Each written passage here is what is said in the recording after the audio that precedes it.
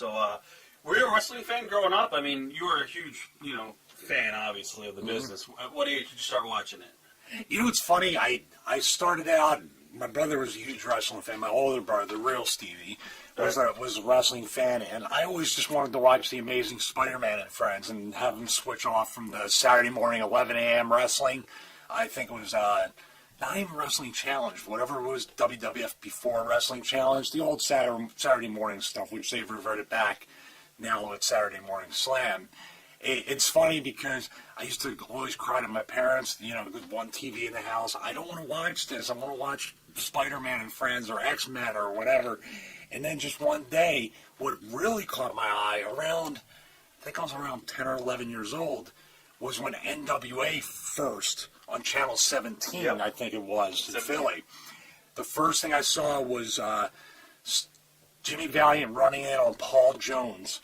And I didn't know who these guys were, but it was so gritty and different from probably what people, when they first saw ECW, were like, what is this? And just watched it, and it gave me chills thinking about it. I was like, I just remember it. And for some reason, that gritty atmosphere, and it looked like they were really fighting. I was like, wow, this is cool now. And then I just was hooked. Now, did you go to old Civic Center shows too, NWA? That's a funny story. I never really went to many shows, didn't have much money growing up. I watched TV, but I saved my money up and went to one show. One show at the Civic Center, and I remember it because I joke with Jim Cornette all the time about it.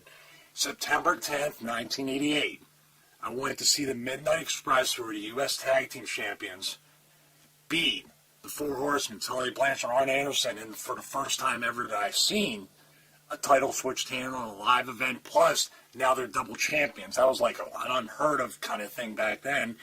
And I remember I left the Civic Center and made I don't know why I did it. I walked home to Port Richmond from the Civic Center because I couldn't get over it. And I just walked and thought, and I go, I really think I want to make this my life. I want to become a wrestler.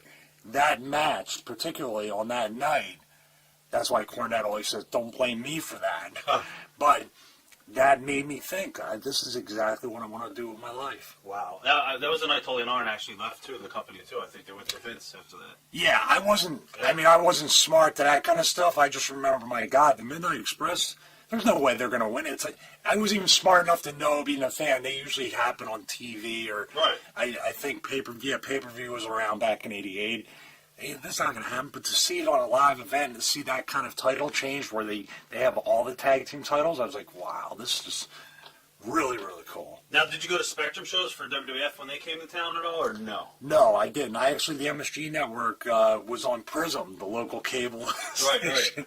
I think I'm aging myself here to do all this. I used to watch Prism Spectrum Wrestling all the time. Yeah, Spectrum Wrestling and MSG had the New York Wrestling from the Garden, so... It was cool because I didn't have to pay too much, and I got to see it a week or two after it happened.